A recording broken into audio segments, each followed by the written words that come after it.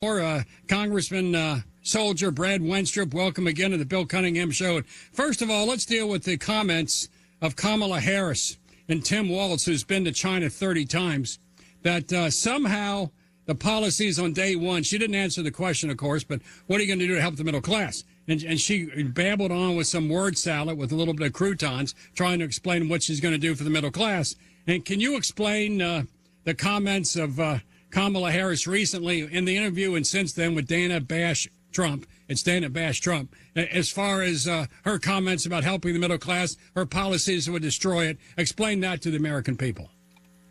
Yeah, well, she likes to say things like we're going to give, $6,000 tax credit to people so that they can take care of their child. You know, I had a neighbor, and he's a union guy, a guy who works on the lines, and he said, I don't want this check. I don't want to get a check. I want to be able to afford a steak. And that's the problem. They keep giving things away and act like they're helping people, but they're really not. That is not the answer, and inflation is a horrible problem. And then, they were saying things like, oh, well, we're going to give money out. It's lifting children out of poverty. When you give somebody else's money and you haven't done anything for them to sustain themselves, you haven't lifted anyone out of poverty. You've just made them more dependent on you. There are people that want to get out. Let them get out and earn their living because there are job opportunities, and that's what we should be looking for. They said they're excited about their agenda, and they're going to bring down the cost of goods. They're the ones that created the increase in the cost of goods. It's really unbelievable. And you mentioned. She said Israel has the right to defend themselves, but how they do it matters. Well, does it matter how Hamas did it? Does that matter at all? And does it matter how Hamas is fighting this war, which putting innocent people in front of them? I mean, that is a problem. And there's no blame on them for what they did in October to so many innocent people, slaughtering people in Israel. And you expect them to go in with flowers to try and win them over? This is their culture. This is their way of life.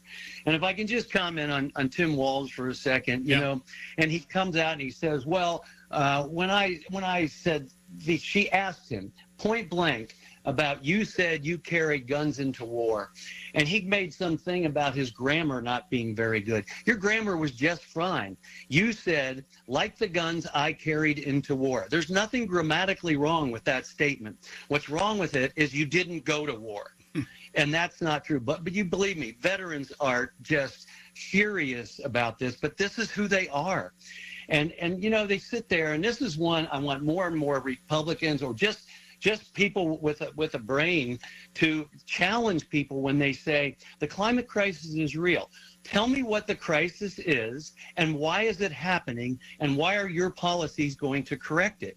Because they're not. No. And just to give you one example, the National Oceanographic and Atmospheric Administration said, 40-year study, we cleaned up the air so much over the Atlantic, it's warmed the ocean, there's more hurricanes and storms, temperatures are going up. Over the Pacific, where pollution has increased because of Asia, it's cooled things down, and they have fewer hurricanes and storms. I brought that up in Ways and Means. Only one Democrat said, we should probably talk about this.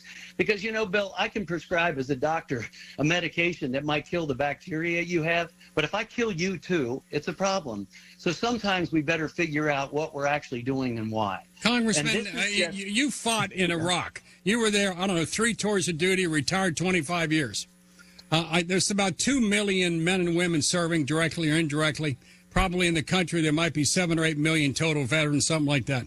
When you hear things like Tim Walz, who said I carried guns into war and that I know what they do, and he lied repeatedly, why does the media would give a Democrat a quick free pass?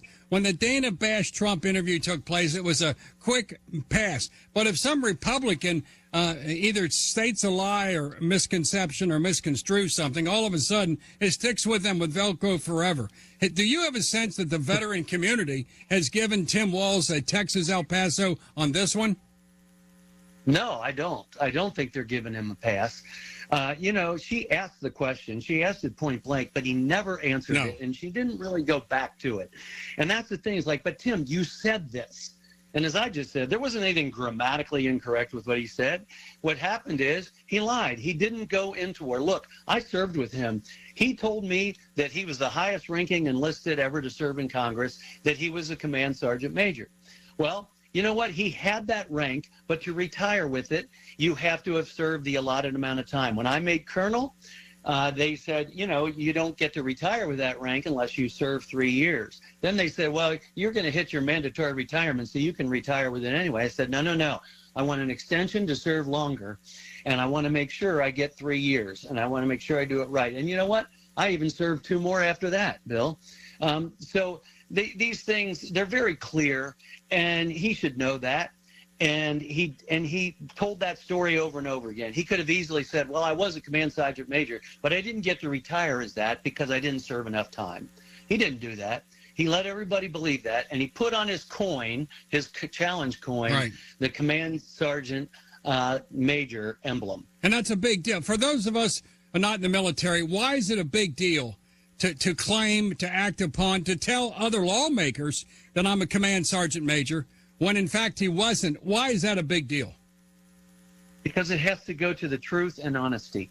You know, some of us, and I think Republicans to this day, still believe, like the old Superman show used to start with, in truth, justice, and the American way. And there are just too many people that are willing to skirt the truth, to dance around it, and the ends justify the means to them. You know, I just hear them talk about so many things. That they talk about housing. We need more housing. Yes, we do. But you know what? We don't need more public housing. We need more workforce housing.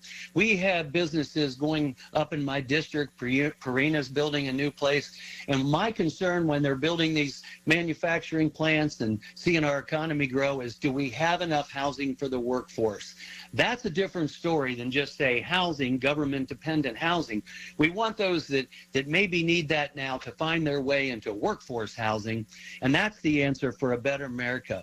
You know, she said, well, inflation's down to 3% now. But yeah, but you forgot about the 13, 15% that happened before that under your watch.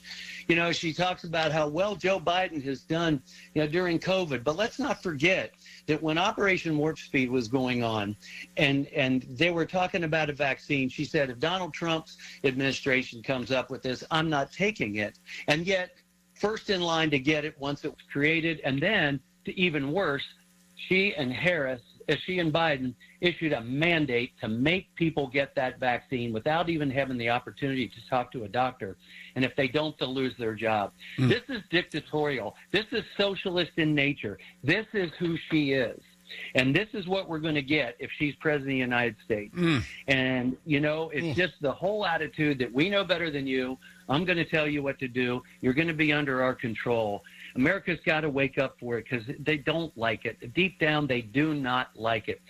I had my trunk open, and someone saw some Trump signs in my car. And a lady pulled over and said, why do you like him? I said, well, let me tell you something. When Donald Trump was president, Putin wasn't invading Ukraine. We were holding the Chinese at bay economically in every way that we could. We were not sending money to Iran so that they could terrorize people around the world, including U.S. citizens. And not only that, we got the Abraham Accords, the Middle East peace agreements. And I said, in addition to that, he got the United States-Mexico-Canada agreement done in a bipartisan fashion that also had the support of unions. So you tell me who the unifier is. I guess she, let me ask you about Arlington National Cemetery. The media continues to dig this one up. On the 3rd anniversary of the death and the murder of those 13 brave American soldiers at Hell's Gate, Heaven's Gate, the President Trump went to there at the invitation of the Gold Star families. I'm watching one of the morning talk shows, and they had actually put on Gold Star families unanimously said, we invited Trump to come here, and he came. We thanked him. We then wanted some video and photos of him with our loved one's grave in section 60, and we went over there at his behest. And we didn't see any fisticuffs or fighting with any personnel of Arlington. And we're honored he's here. And, in fact, it was pointed out that Kamala Harris was not there. Of course, nor was Joe Biden. He's still on the beach, was a completely different story. As a soldier who might have been buried at Section 60 yourself in Arlington if you had not survived your service in Iraq, how do you process what the media is doing to Trump on that regard? That is unbelievable, and I can't believe any media is even playing into that. And you heard the Gold Star family speak up and say, no, we asked him to do that, and we wanted pictures, if he could get pictures of that scene, so they can always remember their child and the president that stood by them. What did we see? You want to get some pictures? How about the video of the bodies coming by and the caskets in Dover, and Joe Biden looking at his watch as though he's got something better to do? I mean, this is ridiculous how these things happen and they get turned around. And I can tell you how they operate. If one person with a camera bumps somebody accidentally or otherwise, they're going to make it into a huge event. But I'm going to tell you something.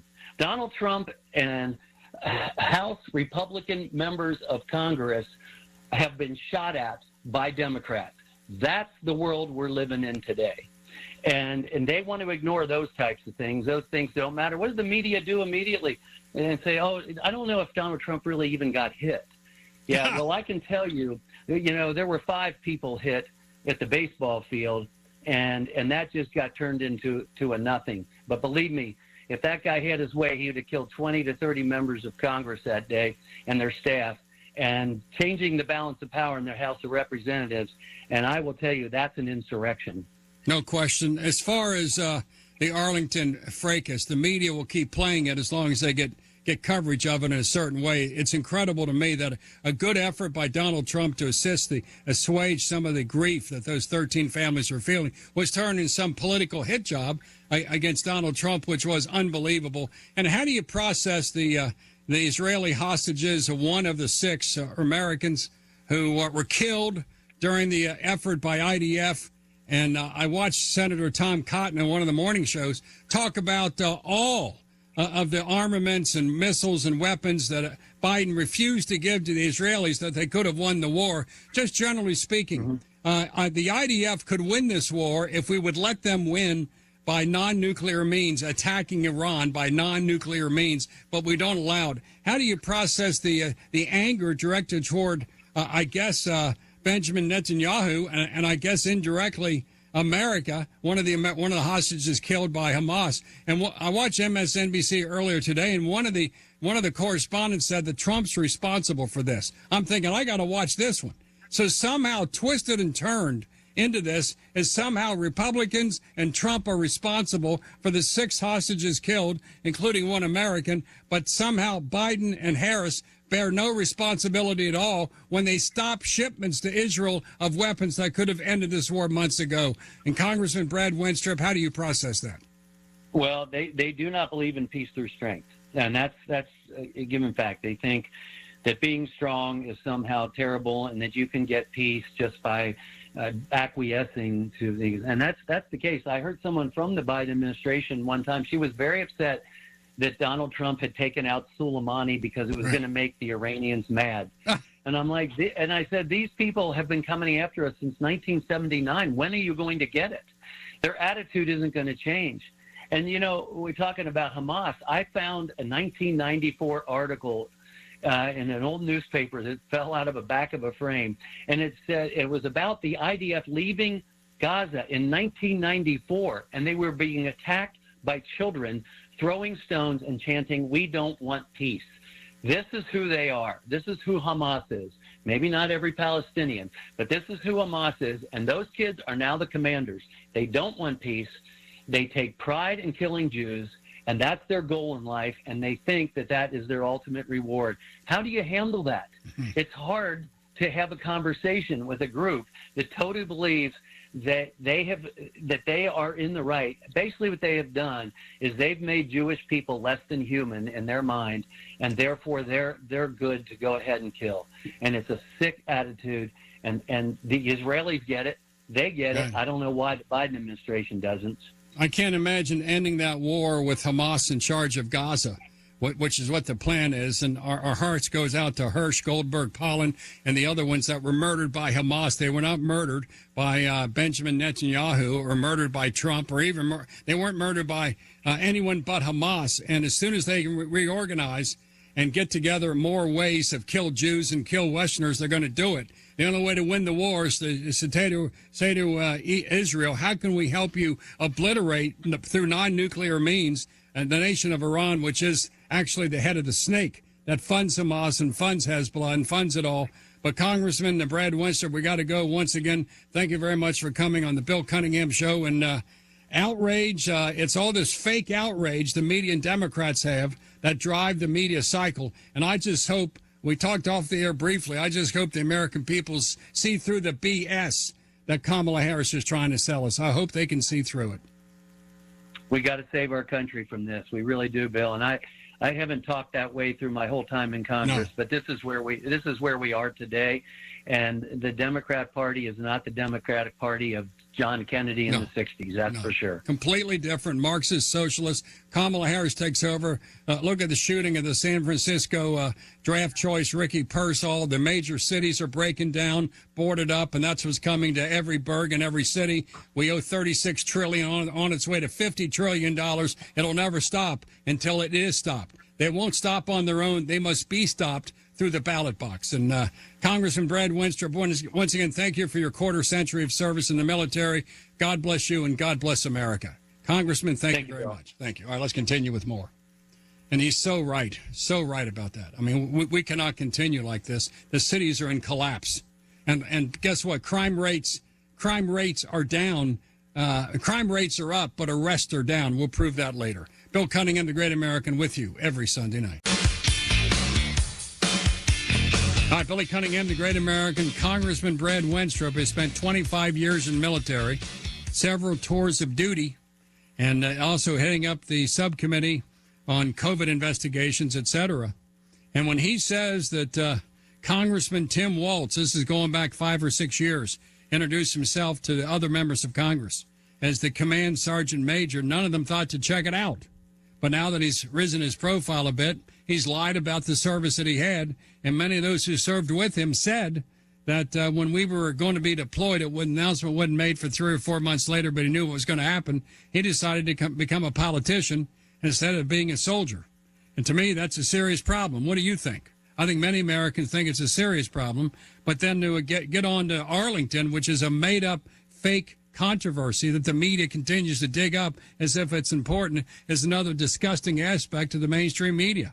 The Gold Star families this morning it was on Meet the Press, were there to talk about the idea that they invited the Trumpster to come. They wanted pictures of their loved ones' grave with Donald Trump. And then the New York Times spent time trying to locate the family members of some companion grave to get some comment from them about the misuse. It is disgusting and it's wrong. And stolen valor is a part, not just of the governor of Maryland now, but also Tim Walz, etc. So thank you.